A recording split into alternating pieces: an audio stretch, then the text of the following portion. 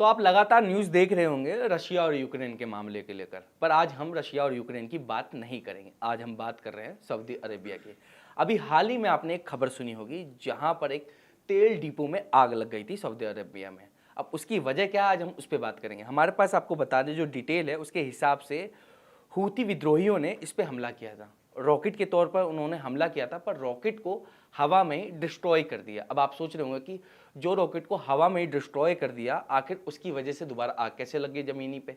तो ज़मीनी हकीकत यह है कि जब आप किसी भी रॉकेट को डिस्ट्रॉय करेंगे या कोई भी पार्ट को आप डिस्ट्रॉय करेंगे तो उसके कुछ पार्ट ज़मीन पर तो ज़रूर आएंगे, और जब वो ज़मीन पर आए तो कहीं ना कहीं भयानक आग के रूप में वो बदल गया। ये जो घटना हुई वो फॉर्मूला 1 जो रेस होती है उसके नियर बाय हुई थी। और आज हम बात करेंगे जो ये हूथी विद्रोही हैं, आखिर ये है कौन। तो आपको नक्शे से थोड़ा समझाने की कोशिश करते हैं। आपने सऊदी अरेबिया का हमारे बगल में आप जो नक्शा देख रहे हैं उसके नीचे सीधे यमन एक देश है।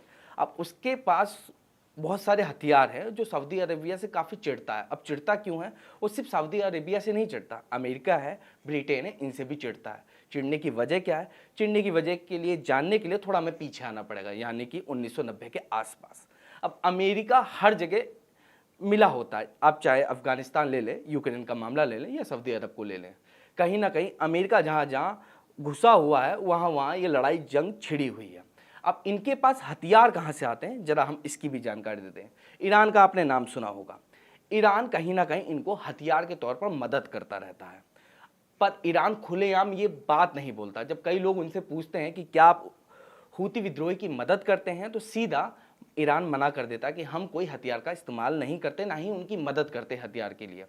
पर जो हथियार का इस्तेमाल होता है वो साफ जाहिर होता है कि वो ईरान से ही आए होते हैं, क्योंकि जो बनावट और डिजाइन है वो कहीं ना कहीं ईरान में बनते हैं। इस वजह से शक पूरा ईरान की तरफ जाता है। अब आप सोच रहे होंगे कि ईरान आखिर क्यों मदद कर रहा है, सऊदी अरबिया से क्यों चिढ़ है। इसके पीछे की कहानी कुछ अलग है, क्योंकि ये जो कंट्रियां हैं और इस समय जो हमला हो रहा है लगातार, रशिया कहीं ना कहीं तेल का व्यापार करता है, गैस का व्यापार करता है। ईरान है, इराक है, ये लोग भी तेल का व्यापार करते हैं।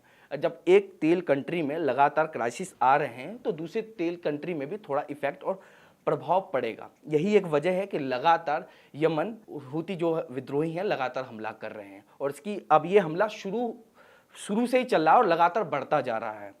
और इसके आप इफेक्ट समझ सकते हैं कि इससे तेल पे प्रभाव फिर पड़ेगा और कहीं ना कहीं तेल और महंगा होगा। अब आप सोच रहे होंगे भारत को इससे क्या फर्क पड़ता है, तो जरा सोचिए कि इससे भारत पे क्या प्रभाव पड़ेगा। जी हाँ, बिल्कुल प्रभाव पड़ेगा। भारत ही नहीं, ऑल ऑफ कंट्री में प्रभाव पड़ेगा।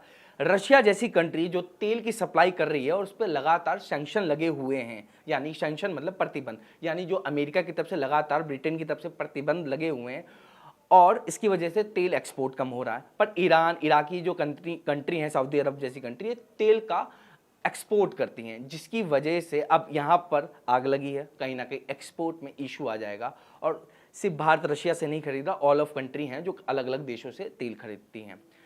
अब थोड़ा हम बात करते हैं हूती विद्रोही हैं, इनके पास इतनी पावर कहाँ से आई है।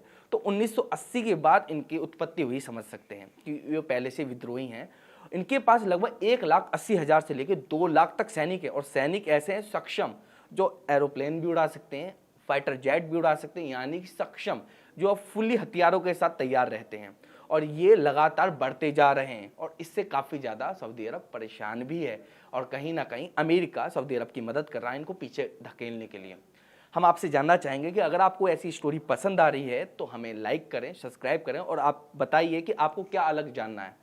और भी अपडेट्स के लिए बने रहें, और थंबनेल के साथ धन्यवाद।